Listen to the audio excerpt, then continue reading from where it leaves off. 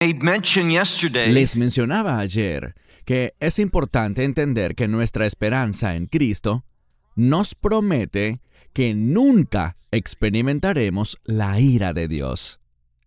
Y cuando miramos el libro de Apocalipsis, vemos que la ira de Dios se anuncia en el capítulo 6, específicamente en el 6º sello.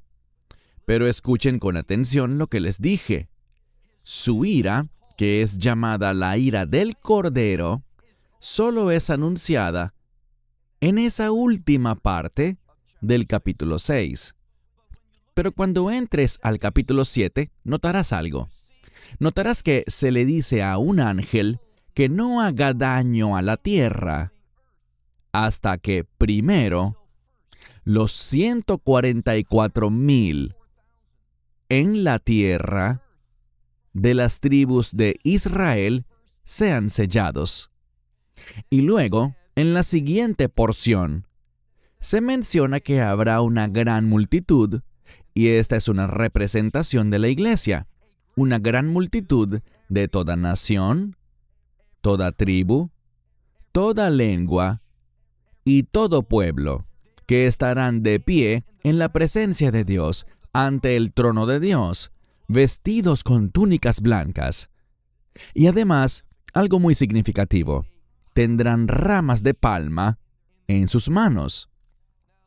Quizá recuerdes que durante la fiesta de los tabernáculos es un requisito tomar una rama de palma.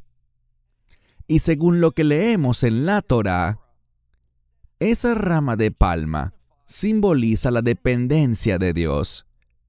Por lo tanto, aquellos que estarán en la presencia de Dios, aquellos que estarán delante del trono de Dios, aquellos que habrán escapado al juicio de Dios, lo harán porque han dependido de Él. Y quiero sugerirte que lo más sabio que puedes hacer es depender de Él en todas las cosas. Si no confiamos en Él y no ponemos nuestra esperanza en Él, no tenemos futuro eterno, donde seremos receptores de las bendiciones y promesas de Dios. Pero al avanzar en el libro de Apocalipsis, específicamente en el capítulo 8, con los juicios de las trompetas y luego los juicios de las copas, es allí donde la ira de Dios comienza. Quiero que vean con mucho cuidado que en Apocalipsis capítulo 7 se mencionan personas que han sufrido, que han sido asesinadas y cuyas almas están delante del altar de Dios. Y esos que están en el cielo están clamando y preguntando, ¿cuándo traerá Dios su venganza sobre la tierra? Y en cuanto a todos estos individuos que fueron asesinados, dice Apocalipsis 7:14, que ellos han salido de la gran tribulación. Hay mucha confusión sobre lo que esta gran tribulación significa.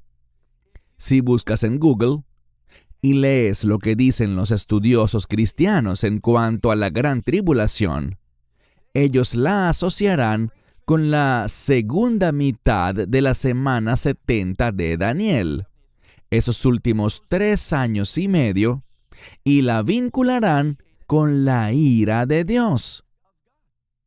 Esa es la visión predominante. Pero cuando examinas bien el libro de Apocalipsis, como ya les dije, al leer Apocalipsis 7:14, a Juan le preguntan, ¿quiénes son estas personas? Y acto seguido le dan la respuesta, estos son los creyentes que han salido de la gran tribulación. Y lo que encontramos es esto, que esa gran tribulación ocurre antes de la ira de Dios. La gran tribulación no está vinculada a la obra de Dios, sino más bien a la obra de esa bestia, del imperio del anticristo. Y lo que quisiera que hagamos en esta sesión es que tomen sus Biblias y vayan conmigo a Apocalipsis capítulo 6, porque en este libro veremos que están los juicios de las copas, en Apocalipsis 16, y los juicios de las trompetas, a partir del capítulo 8. Y estos dos tipos de juicios representan la ira de Dios. Él es la fuente en esos eventos. Pero, ¿qué hay de los juicios de los sellos? ¿Quién es la fuente de estos sellos? Sabemos algo. Sabemos que el capítulo 5 dice que nadie era digno excepto el Mesías para abrir y romper los sellos, y así permitir que los eventos proféticos de Dios pudieran avanzar. Todo esto nos enseña algo. Nos enseña que Él es soberano. Me refiero a Cristo. Que Él está a cargo y que nada ocurrirá en esos últimos días a menos de que Él lo permita. Eso no significa que Él sea la causa de todo, pero sí tiene que permitirlo. Esto habla de su soberanía y cualquier cosa que suceda debe pasar por la voluntad permisiva de Dios. Vayan conmigo a Apocalipsis capítulo 6. Vamos a examinar los primeros 5 sellos y nos enfocaremos inicialmente en esos 4 jinetes. ¿Qué representan ellos? ¿Qué actividad está ocurriendo aquí? Versículo 1. Juan está hablando, y como ocurre en todo el libro de Apocalipsis, él está recibiendo visiones. Él está escribiendo lo que Dios le está revelando a través de estas visiones. Y dice aquí: y vi cuando el Cordero abrió el primero de los sellos, y oí a uno de los 4 seres vivientes decir, como con voz de trueno: ven y mira. Y miré, y noten la siguiente frase: y he aquí.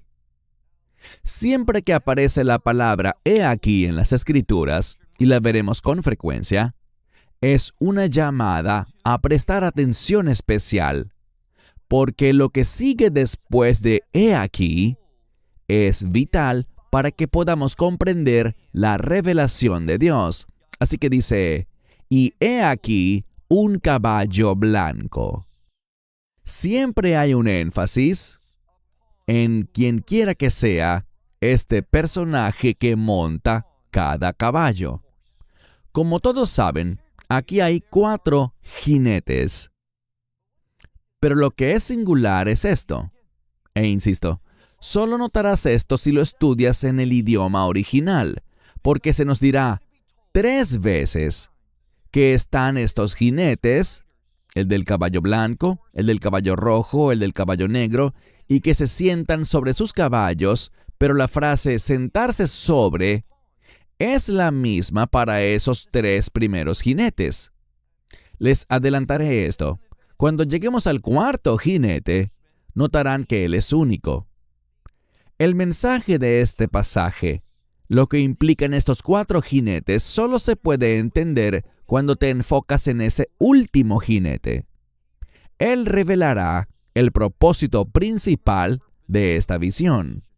Así que dice, he aquí un caballo blanco, y el que monta ese caballo tiene algo. Él tiene un arco. Bíblicamente, especialmente desde la perspectiva del Antiguo Testamento, un arco es simplemente un arma. Le está diciendo al lector que este jinete del caballo blanco está equipado para la guerra, y él usará sus armas, en otras palabras, su poder, y él saldrá, noten lo que dice, se le dio a él también una corona. Debido a su armamento, él gobernará. Cada vez que se menciona una corona en la Biblia, estamos hablando de poder y de dominio. Noten lo que dice la Escritura al continuar. no solo se le dio a él un arco y una corona, sino que salió con el fin de conquistar. Ahora ten cuidado, porque esa misma palabra para conquistar también está relacionada con la palabra griega para victoria.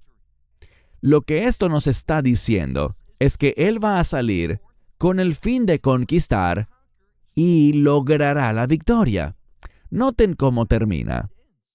Dice que Él sale a conquistar y dice, venciendo y para vencer. Este es un ejemplo de algo que vemos con frecuencia en los últimos días. En los escritos y enseñanzas, especialmente del Mesías, de Pablo y de Pedro sobre los últimos días. Hay una palabra griega de solo 3 letras. Se pronuncia dei en griego y se refiere a algo que tiene que ocurrir. En otras palabras, habla de un evento que tiene que suceder para que el calendario profético avance. Por lo tanto, vemos aquí que es la voluntad de Dios. Él está permitiendo que este primer jinete salga conquistando y venza. Él ganará el control, como veremos en unos minutos, sobre una 1/4 parte de la tierra. La mayoría de los eruditos cristianos ven esto y lo entienden como una referencia a un gobierno único mundial, porque cuando miramos el planeta, 3/4 partes son agua y 1/4 parte es tierra firme. Muchos entienden que este primer jinete aparecerá, conquistará y saldrá victorioso y gobernará toda la tierra. Esto es lo que se menciona en Apocalipsis 13, donde dice que Él gobernará sobre todas las naciones. Ahora, ¿qué hará Él con esa autoridad? Quiero sugerirles algo, y es que, así como el Mesías es Dios encarnado, es decir, Dios en carne humana, si no crees eso, no has sido salvo. Para ser salvo debes afirmar la deidad de Cristo. Y, por cierto, mencioné la semana pasada que si lees Primera de Juan, capítulo 2 y Primera de Juan, capítulo 4, cuando habla del anticristo, uno de los fundamentos principales del anticristo es que él niega que Cristo ha venido en la carne. Es decir, él niega la divinidad en la encarnación. Lamentablemente, hoy en día estamos viendo dentro del cristianismo, en un sentido amplio de la palabra, más y más cuestionamientos sobre la divinidad de Cristo. Si no sabes quién es Él, si no sabes que Él es el Hijo de Dios, entonces no conoces al Mesías ni lo has recibido. Creer en su divinidad es un requisito. Por lo tanto, vamos a ver que este primer jinete saldrá al mundo para establecer un reino, un imperio, como lo vemos al final del versículo 2. Pasemos ahora al verso 3. Y cuando abrió el segundo sello, de nuevo, el Mesías es quien hace esto. Él es soberano, Él está permitiendo que todas estas cosas ocurran para que el calendario profético de Dios progrese y avance. Así que, cuando abrió el segundo sello, oí al segundo ser viviente, hay 4 de ellos, oí al segundo decir la misma frase, ven y mira.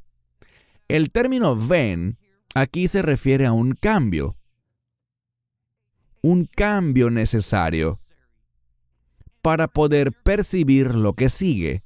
Ven y mira.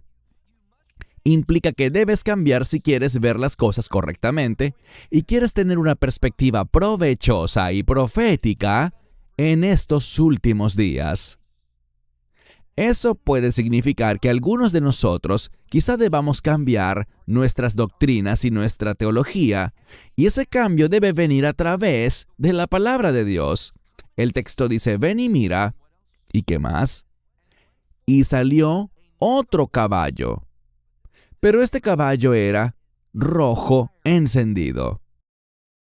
Es del color de la sangre, como veremos, y hay una razón para esto.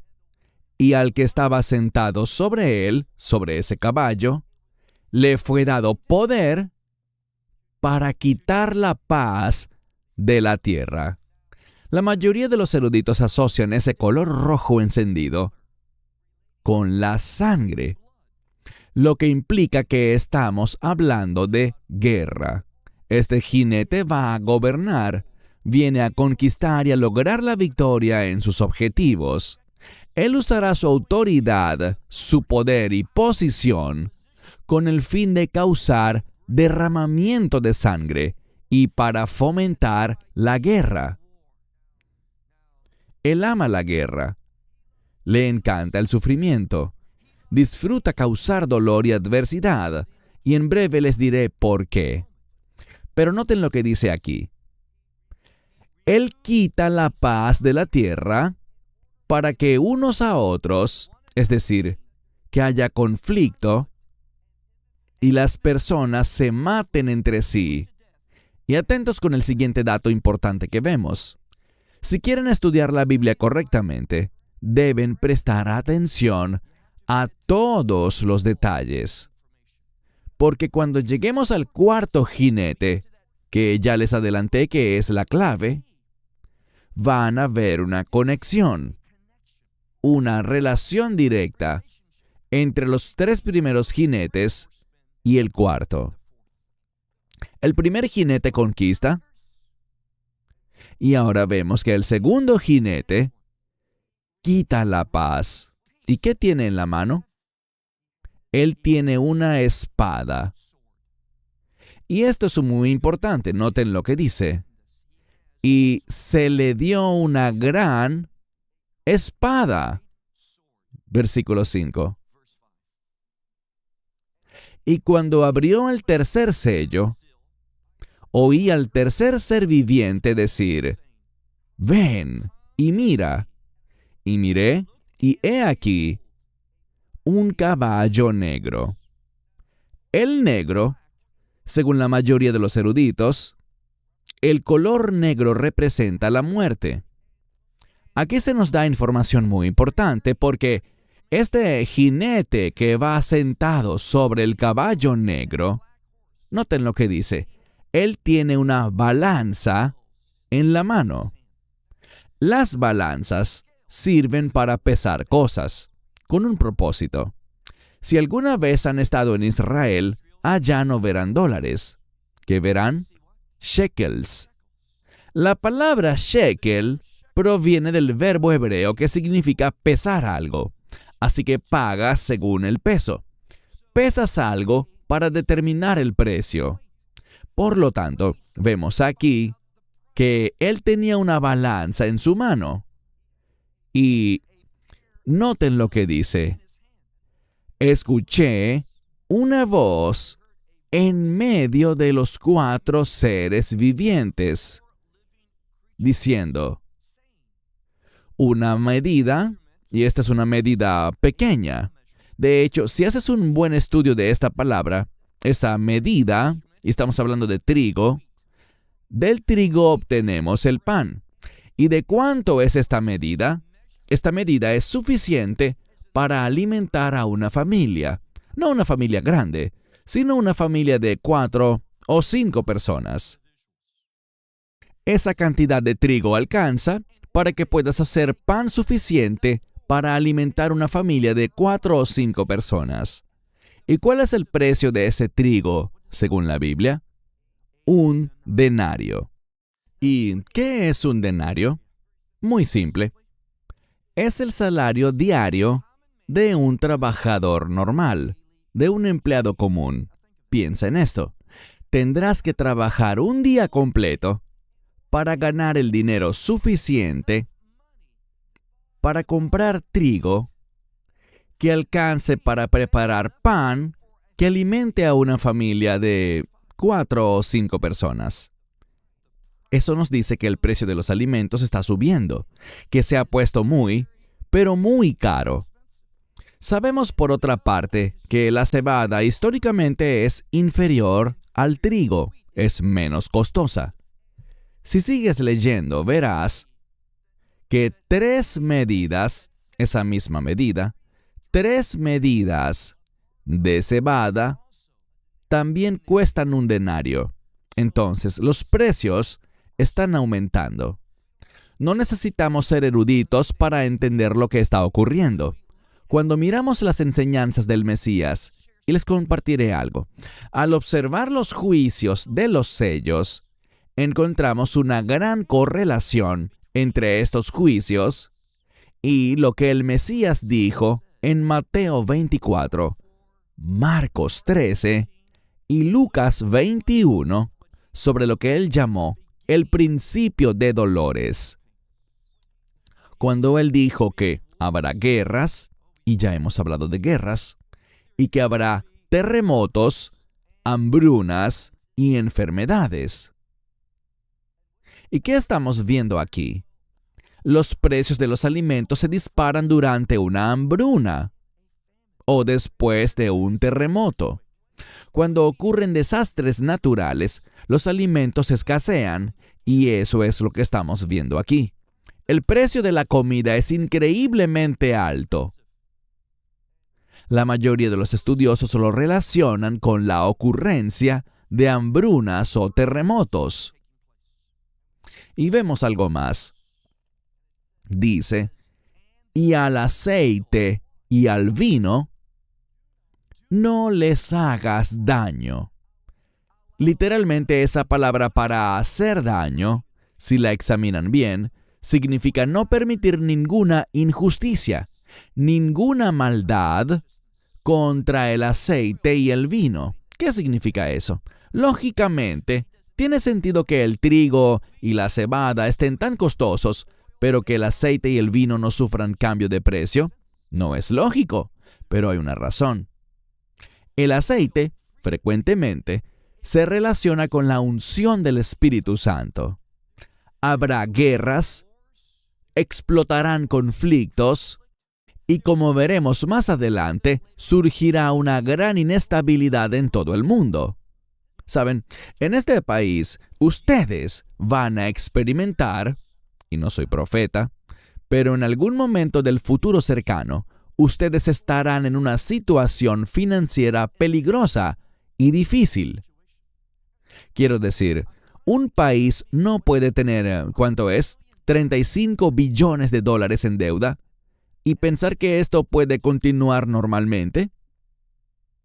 Estados Unidos está imprimiendo aproximadamente unos 10,000 millones de dólares de la nada.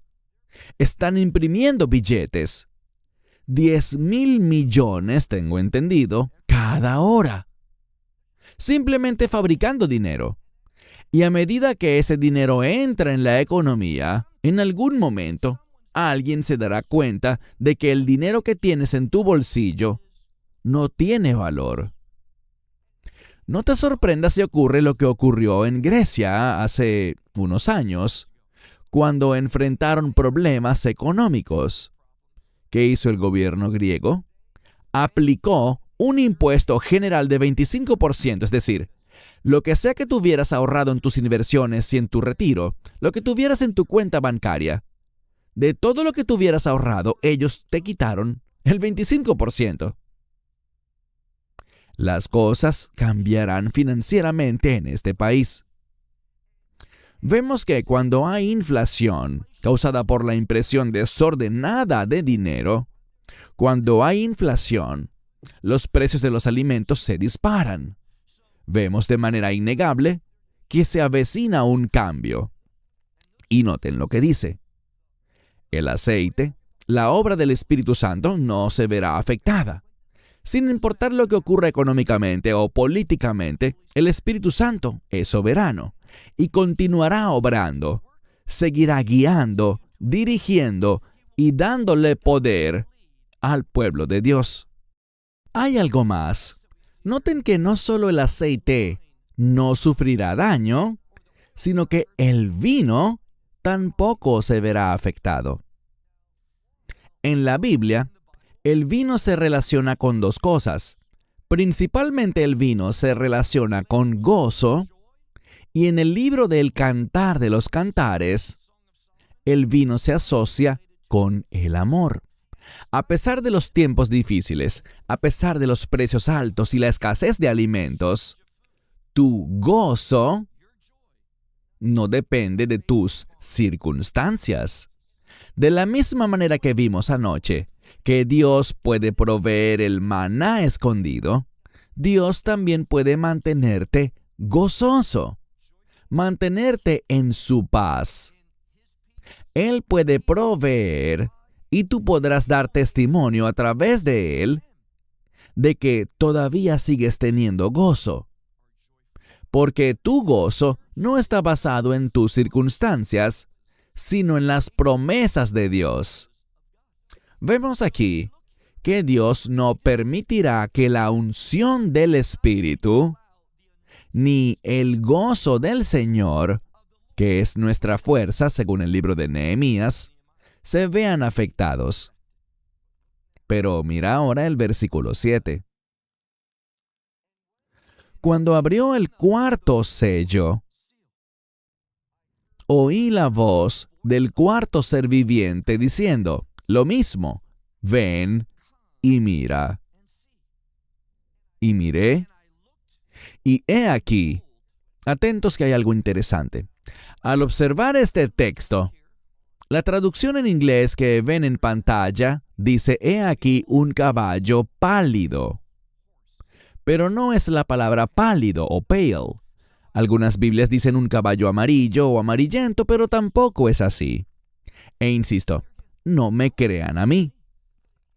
Si hacen un buen estudio de esta palabra, está relacionada con una sustancia que hace que las plantas sean verdes. Así que la mejor forma de traducir el color de este caballo es como un caballo verde.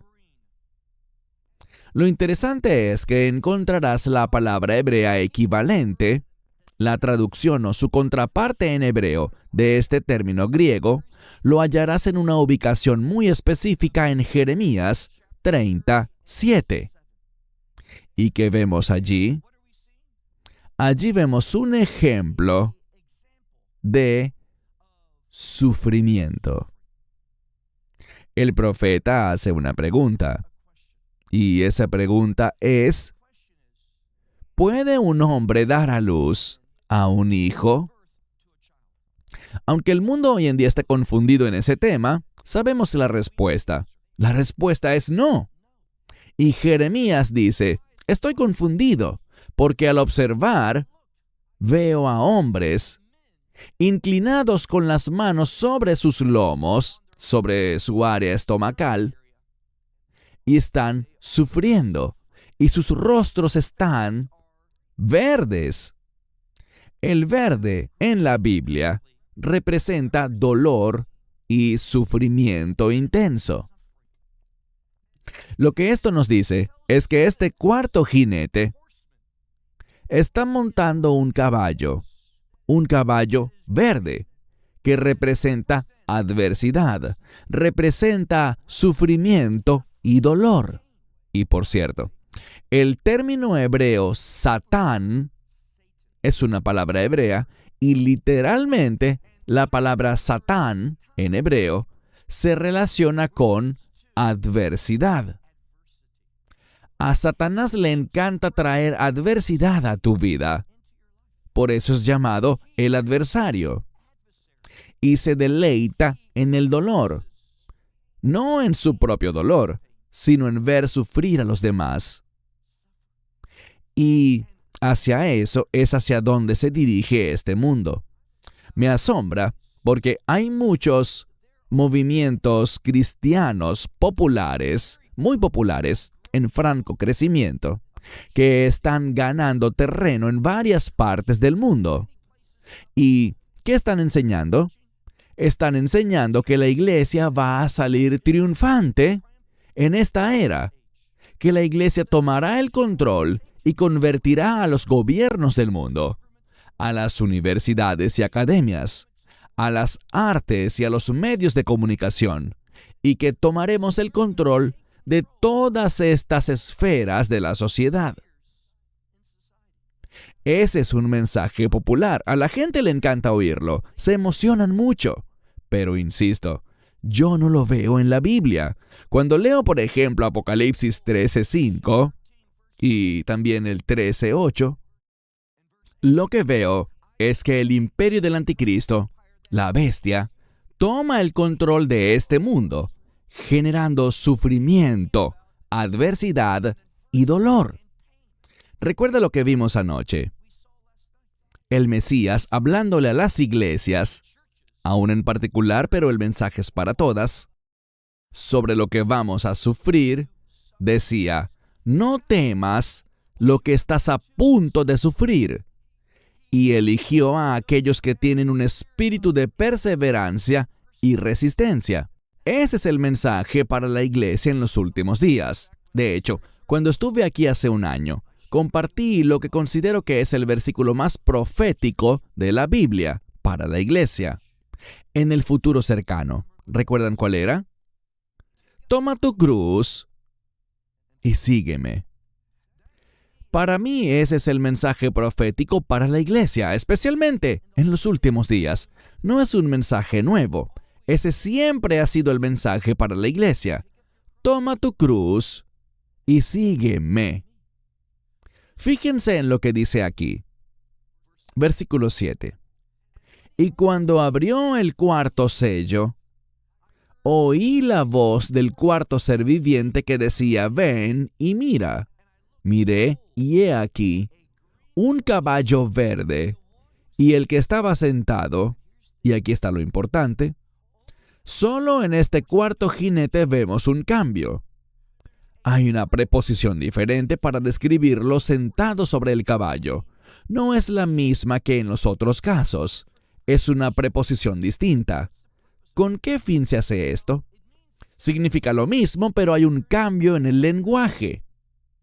Si lo analizamos, este cambio tiene un propósito, y ese propósito es mostrar una singularidad, que este cuarto jinete es diferente a los tres anteriores.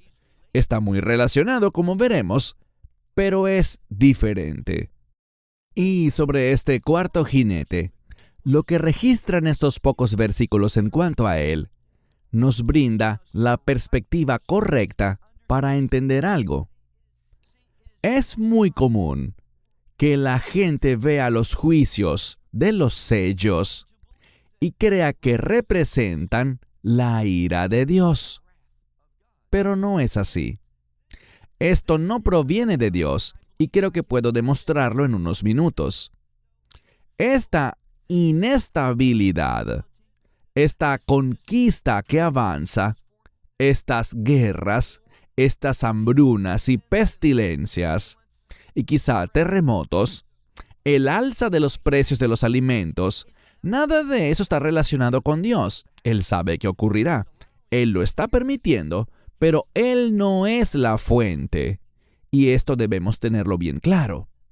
Así no es como Dios obra. Pero Dios es libre de usar cualquier cosa para sus propósitos. Él permite que eso ocurra, y sabremos por qué en un momento. Pero mira lo que dice aquí. Aquel que estaba sentado, podríamos decir sobre el caballo, pero recuerda que es una palabra diferente. Aquel que se sienta sobre ese cuarto caballo, fíjense. Su nombre era, ¿qué? Muerte. Ahora, voy a mostrarte que este cuarto jinete está ligado de manera única a los tres primeros. Podrán juzgar si hago un buen trabajo al explicarlo o no, pero quiero al menos me presten toda su atención por un momento, para que vean que este cuarto jinete está efectivamente relacionado de manera única con los primeros tres. El primer caballo es blanco, el segundo rojo, el tercero negro y el cuarto verde. Y el nombre de este cuarto jinete es llamado, ¿qué dice tu Biblia? Muerte. Interesante. En griego se llama la muerte. El uso de la palabra la, ese artículo definido, indica algo que es único. En otras palabras, no está hablando de cualquier tipo de muerte, sino de una muy única y específica. Ese es el propósito del cuarto jinete. Él quiere que tú experimentes y que el mundo experimente la muerte. Es decir, la muerte eterna, la condenación. Y fíjate, aquí dice que el Hades o el infierno, como quizá diga tu Biblia, el infierno le sigue, o literalmente dice que el infierno sigue con él. Esto implica que existe una estrecha relación entre este cuarto jinete y el infierno. Este jinete está comprometido con el infierno. Está relacionado con el infierno, que es ese lugar de condenación y castigo. He dicho 3 veces que este cuarto jinete está relacionado de manera única con los primeros 3. ¿Pero por qué lo digo? Bien, sigamos la lectura para que vean lo que dice.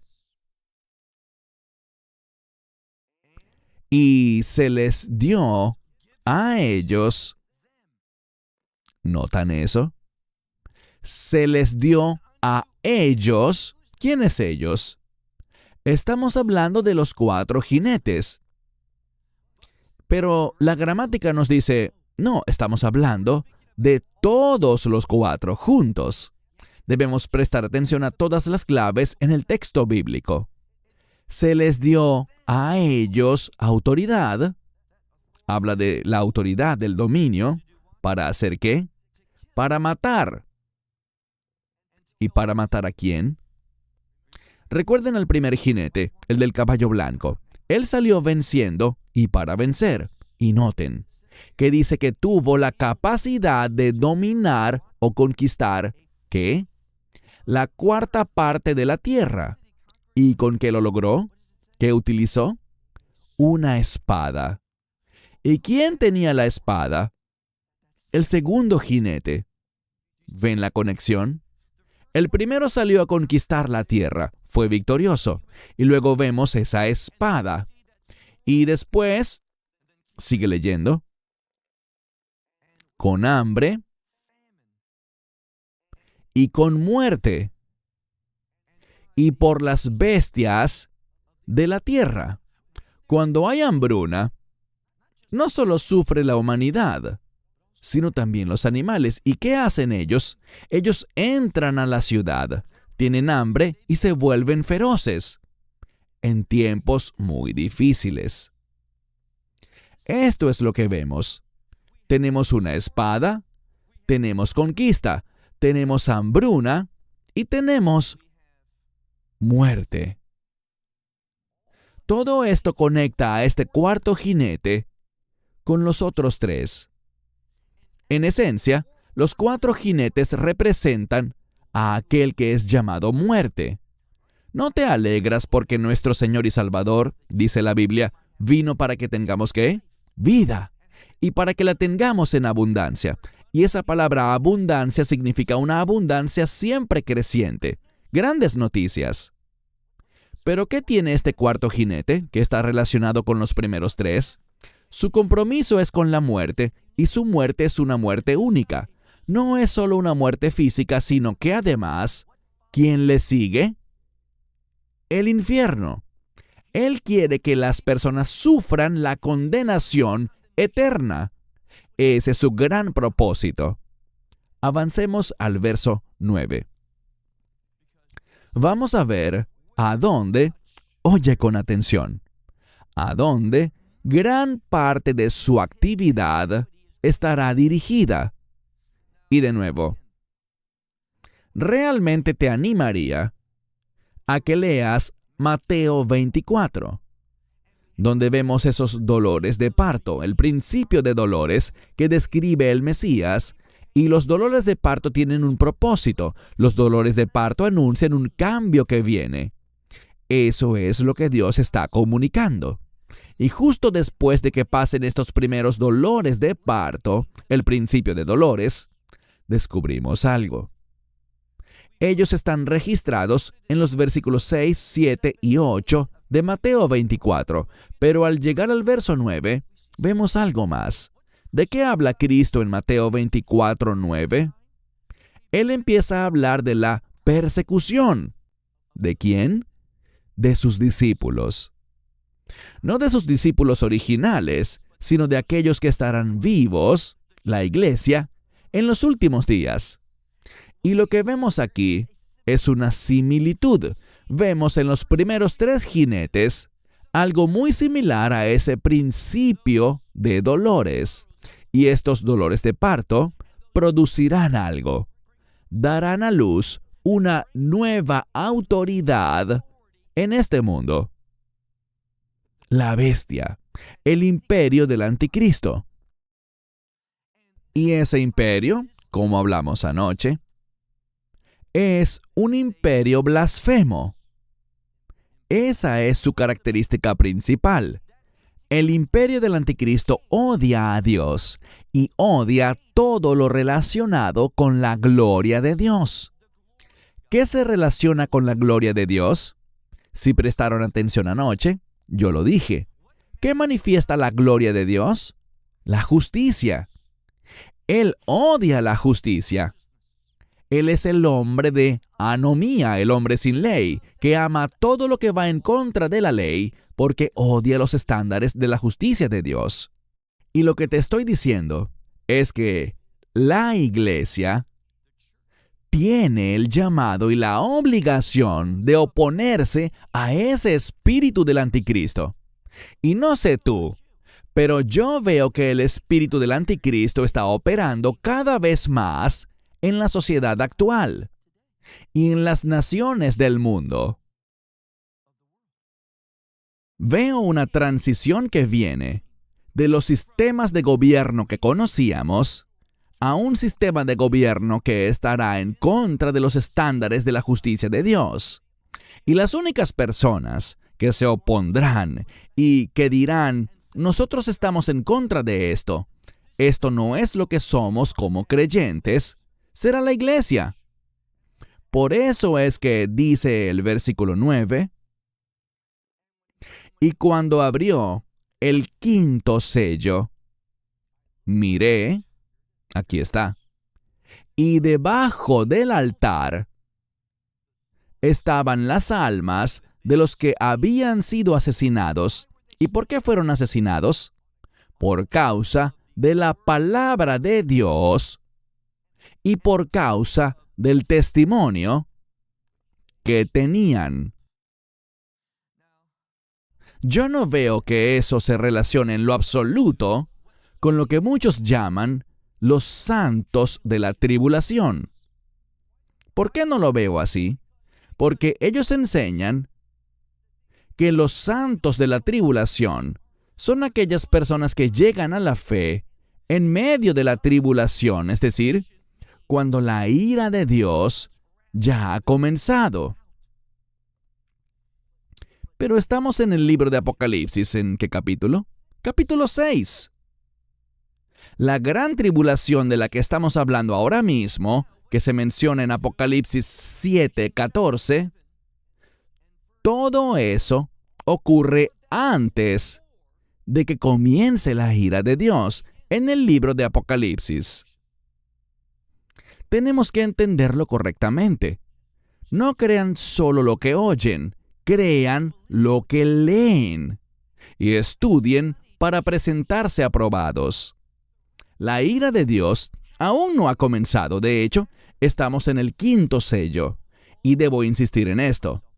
Es solo en el 6º sello cuando la ira del Cordero, es decir, la ira de Cristo, es anunciada. Todavía en este punto no sucede, solo se anuncia. Pero recuerden, al principio del capítulo 7, un ángel dice, esperen. Y le habla a los 4 ángeles, esos que tienen la ira de Dios, para empezar a derramarla. Y les dice, esperen, no hagan nada, hasta que se cumplan 2 cosas más. Versículo 9. Vi debajo del altar las almas de los que habían sido asesinados por causa de la palabra de Dios y por el testimonio que tenían. ¿Qué significa eso? Que estaban comprometidos con la palabra de Dios, no solo creyéndola, sino que tenían un testimonio. Eso somos tú y yo. Somos llamados a manifestar nuestra fe. Somos llamados a demostrar lo que creemos. Y cada vez será más y más y más peligroso, aquí mismo, en tu ciudad y en cada ciudad, hacer justo eso. Tú serás marginado. Te llamarán intolerante. La predicación de fe, aquella que agrada a Dios, que está alineada con sus estándares de justicia y que denuncia lo que Dios califica como una abominación, haz eso y serás detenido por discurso de odio. Hacia allá se dirige este mundo. ¿No lo ven? El mundo se está moviendo exactamente hacia lo que debemos esperar, pues se nos ha anunciado proféticamente. A lo bueno llamarán malo y a lo malo llamarán bueno. Hemos sido llamados a ser ¿qué? A ser la sal de la tierra. ¿Y qué significa la sal? Todos sabemos que el Mesías dijo en el Sermón del Monte que nosotros somos la sal de la tierra. ¿Pero qué significa eso? La sal se usaba en las leyes de kashrut, las leyes alimenticias que conocemos como kosher, para salar la carne. ¿Por qué? Tal vez digas para preservarla. Pues sí, pero más importante que eso, era para extraerle la sangre. Cuando se sala la carne, la sangre es extraída para extraerle las impurezas. Si no te sientes bien, ¿qué es lo primero que ordena el doctor? Un análisis de sangre, porque esas impurezas se detectan en la sangre. ¿Cuál es el significado entonces de ser la sal de la tierra? La sal no es un condimento en el Medio Oriente. Tiene un propósito diferente: extraer las impurezas. Eso fuimos llamados a hacer. Fuimos llamados a permanecer en este mundo y denunciar lo que es impuro para ser una influencia santificadora. Esa es la iglesia. Y vamos a sufrir a medida que avanzamos hacia los tiempos finales. La iglesia sufrirá cuando nos comportemos como debemos comportarnos, cuando manifestemos compromiso con las cosas de Dios. Así que, leemos aquí, que habla de la muerte. Miré, y debajo del altar estaban las almas de los que fueron asesinados por causa de la palabra de Dios y del testimonio que tenían. Versículo 10. Y clamaron a gran voz, diciendo, ¿hasta cuándo? Ahora,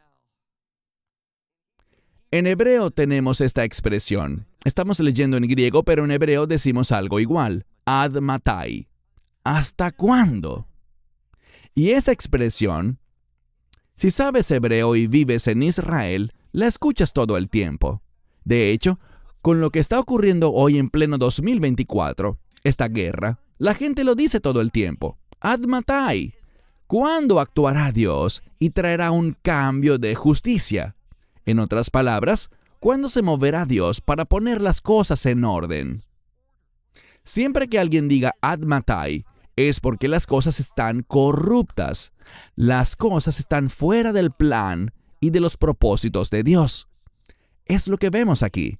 Dicen, ¿hasta cuándo, oh Señor, santo y verdadero?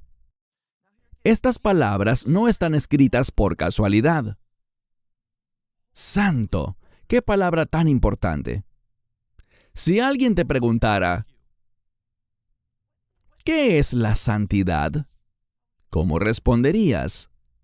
La mejor respuesta es: la santidad siempre está conectada con cumplir los propósitos de Dios.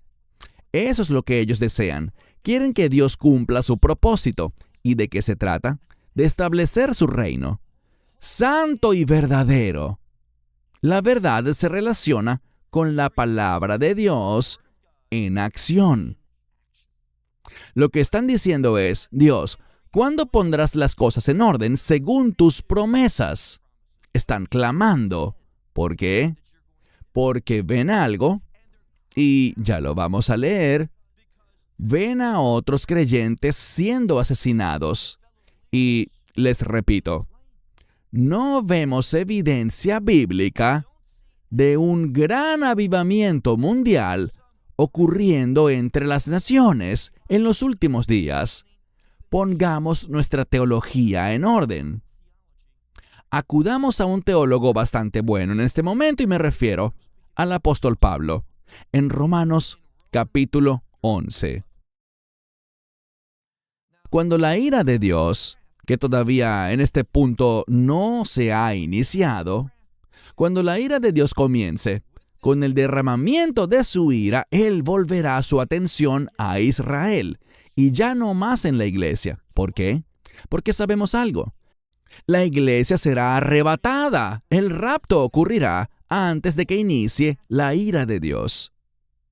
Y digo esto porque en Romanos capítulo 11, Pablo habla de algo que todos sabemos. Él habla de la plenitud de los gentiles.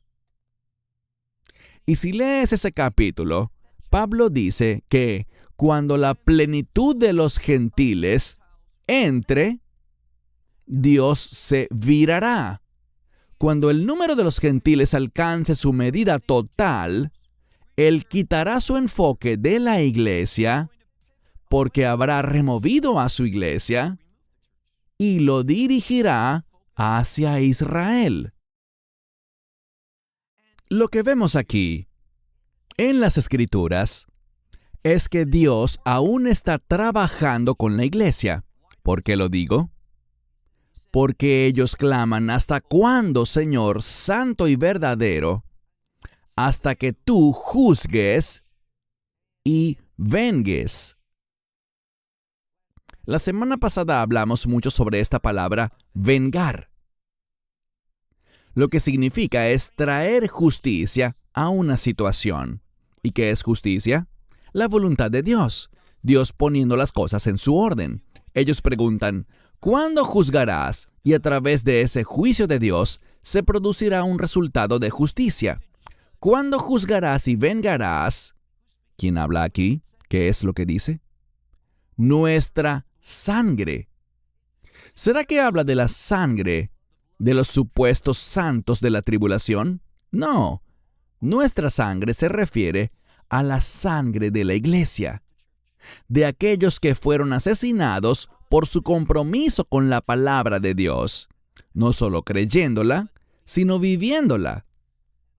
También dice que se vengará su sangre ¿de quién?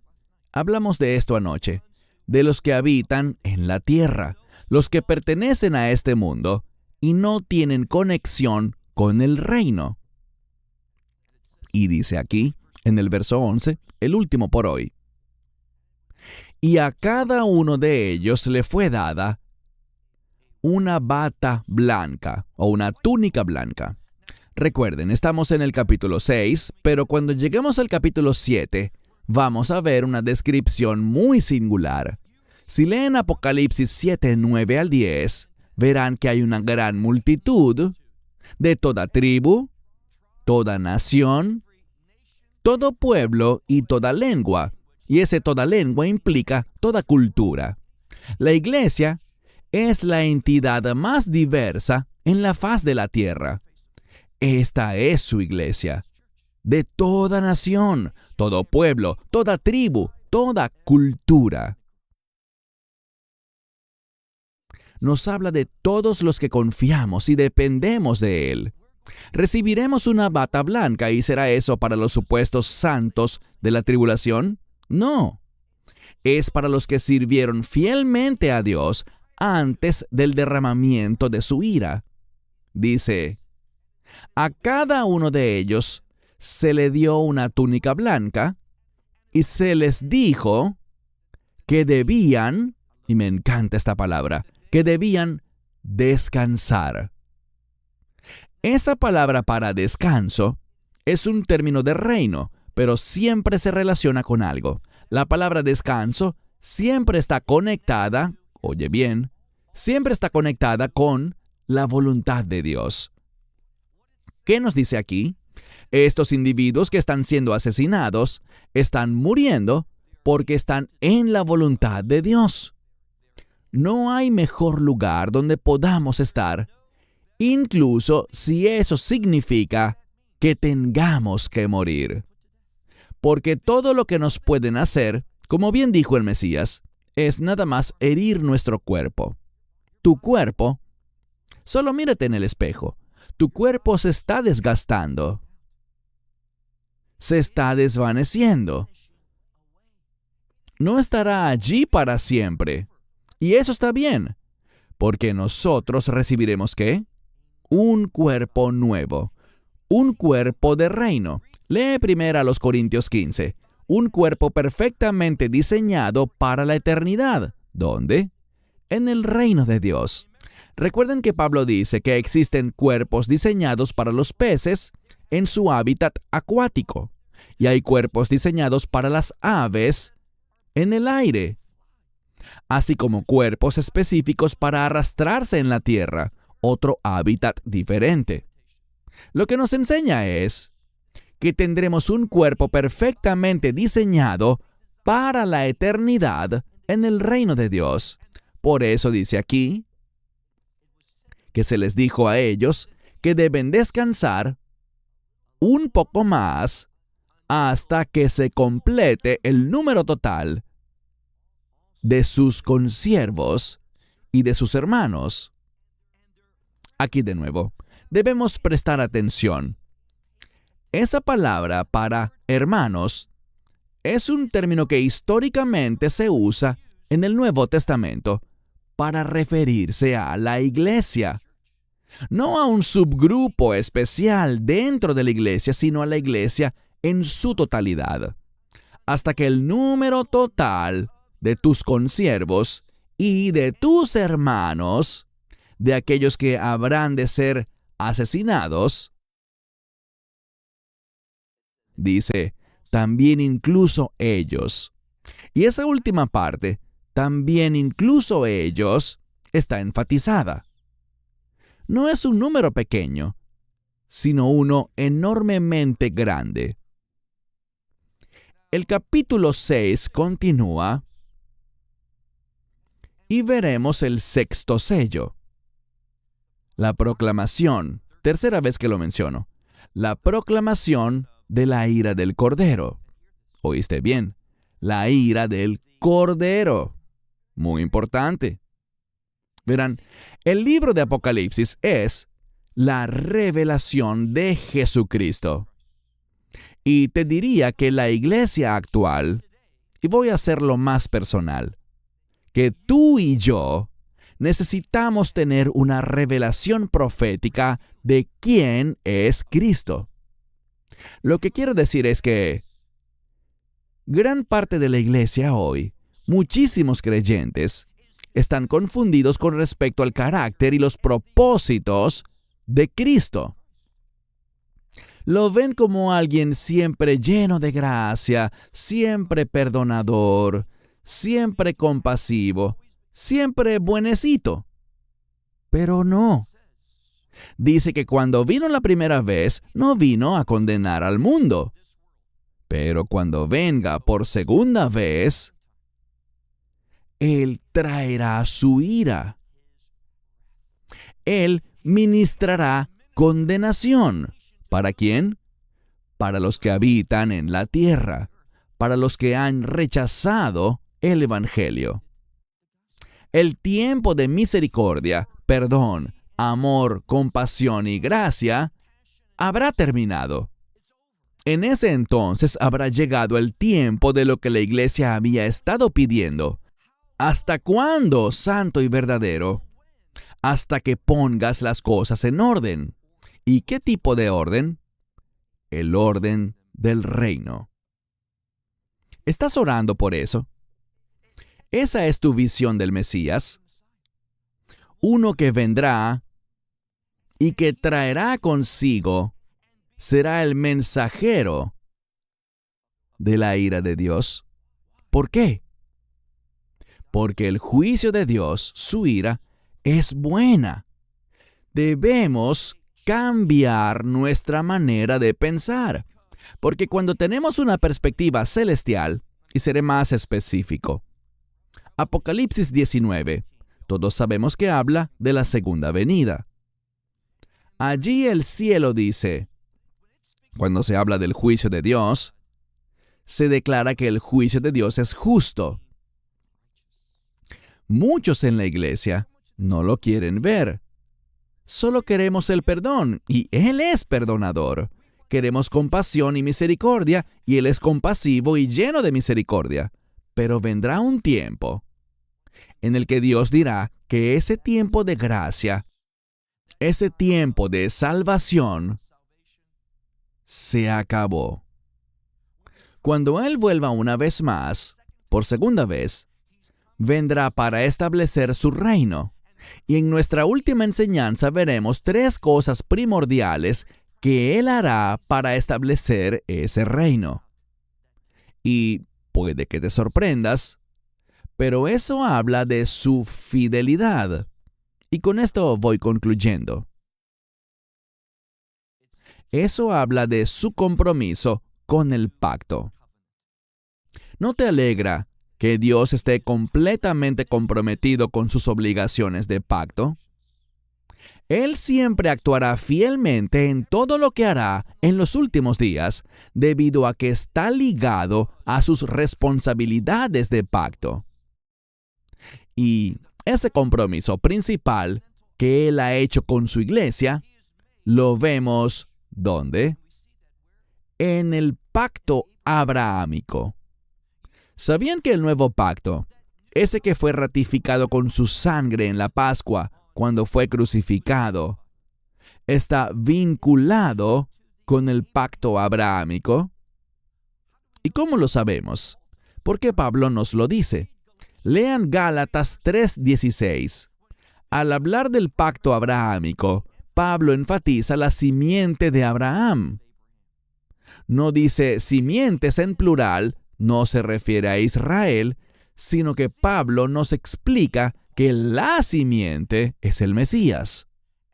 El compromiso de Dios es establecer un reino de justicia, mediante el cual nos convertimos en parte de ese reino, solo de una manera, a través de la fe en la promesa.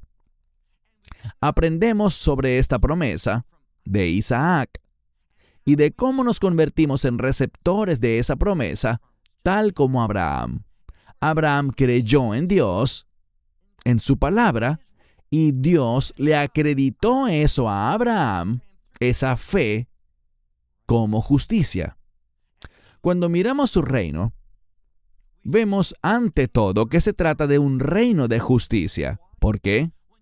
Cuando entras en su reino justo, entras en la gloria de Dios. Y te aseguro esto.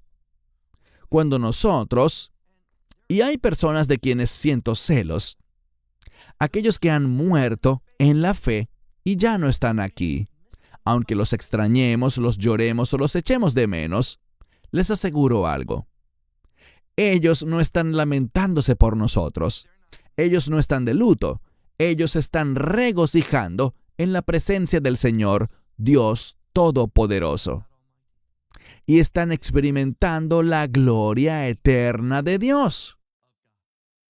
Tal vez hayas perdido a un ser querido que murió hace 10, 20 o 30 años. Pero para ellos, ustedes se van a reunir. Y para ellos será como si no hubiese pasado el tiempo para volver a estar juntos. Porque cuando estás experimentando el reino de Dios, el tiempo ya no existe. Dios tiene promesas maravillosas. Si las crees, si de verdad las crees, entonces vas a considerar como un privilegio, al igual que Pedro, el ser perseguido y sufrir por la justicia. Ese debería ser nuestro corazón y esa debería ser nuestra oración. Dios, busco oportunidades para sufrir por ti y manifestar tu palabra y tener ese testimonio de que te pertenezco a ti y tengo esa esperanza de reino. Ese es el llamado de la iglesia. Padre Dios, te agradecemos porque nunca nos dejarás ni nos abandonarás. Y has prometido que contigo y por medio de ti todo es posible. Te alabamos, Señor, y sabemos que nos fortalecerás y nos prepararás para mantener un testimonio fiel, incluso en medio de tiempos muy difíciles. Porque nuestra esperanza no está en nosotros mismos, sino en la unción y provisión de tu Espíritu Santo. En el nombre de Jesús oramos. Amén. Esperamos que te hayas edificado con el mensaje de hoy y lo compartas con otros. Te invitamos a seguir nuestros estudios cada semana por este canal y por el portal de YouTube de Amarás a Israel. También puedes descargar nuestra aplicación móvil gratuita, Mi Estudio Bíblico. Finalmente, para obtener más información sobre nosotros, visita nuestra web amarasaisrael.org, donde encontrarás otras conferencias de Baruch en audio, video y texto. Hasta el próximo programa. Que el Señor te bendiga en Yeshua HaMashiach, Jesús el Mesías, mientras caminas con Él. Shalom desde Israel.